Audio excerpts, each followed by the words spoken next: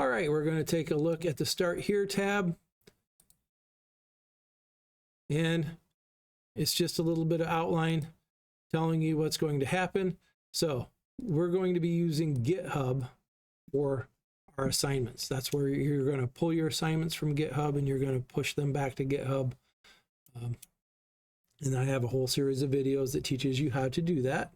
So Git is an industry standard way to track changes in code. So this is something, if you're going to be a programmer, you'll use a lot. The IT industry uses Git and GitHub for a lot of things.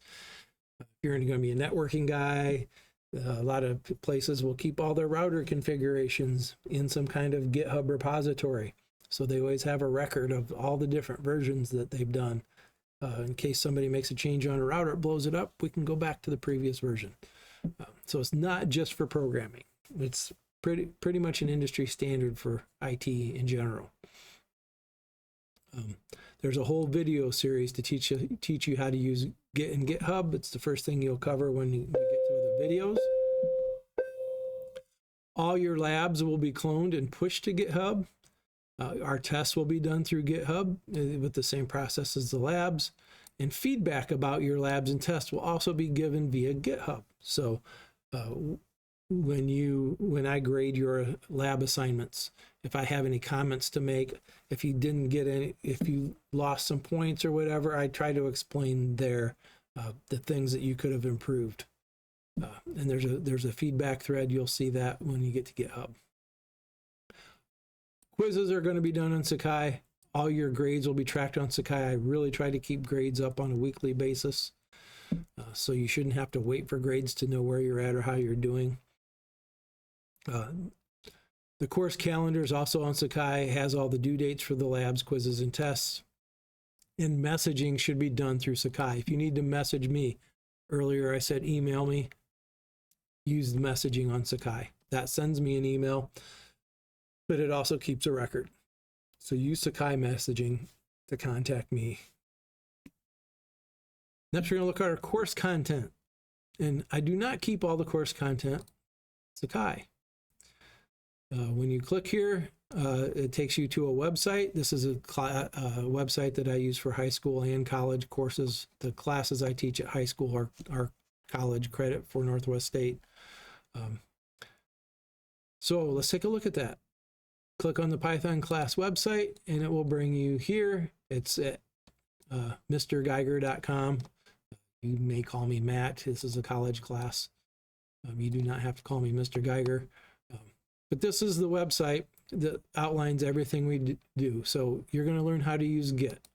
So if you click on that, there's a whole series of videos here explaining to you how to use Git. What is GitHub? Creating a GitHub account, accepting an assignment, cloning an assignment, how to do the assignment, push it back.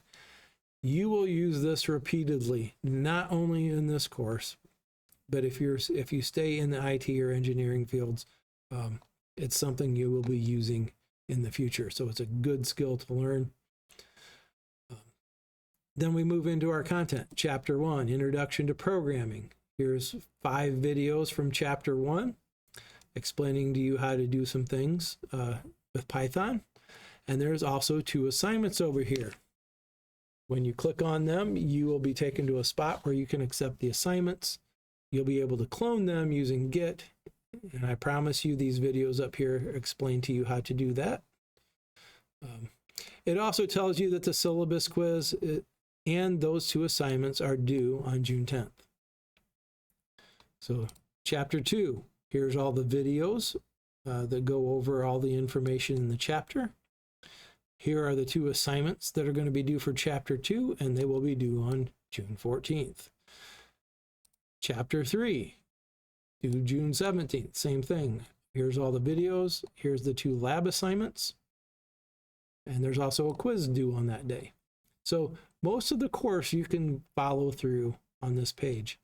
Right before chapter 4, I introduce a different kind of editor that you can use to do Python. If you like the editor we start with, you never have to switch. But PyCharm is a really cool editor, and most people like it. I want you to start out not using PyCharm, and then later on you can add it after chapter 3. And it goes through midterm exam. I'll send you guys a link during exam week when that's due. Same thing for the final exam. But you can see the whole course is outlined on this webpage. The only thing you need to go to Sakai for is messaging, the discussion threads, to look at your grades, and to take quizzes. All right, so let's, gradebook will be here. Again, I try to keep your grades up to date as much as I can. Tests and quizzes will all be listed here. You won't see the draft ones, obviously. And then the discussion threads. Let's go down and look at those.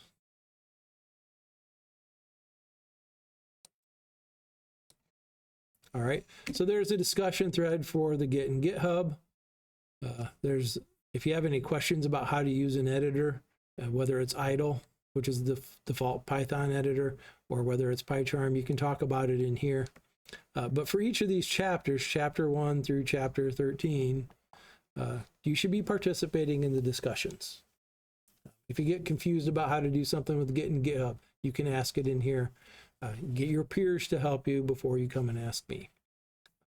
Talking about programming and programming issues with your peers is a skill that we need to practice, and it's hard to practice it remotely, but we're going to try.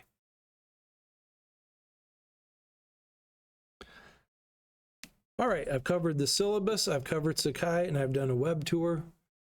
The last thing I want to do is talk about some tips that will help you have success. And I will do that in the next video.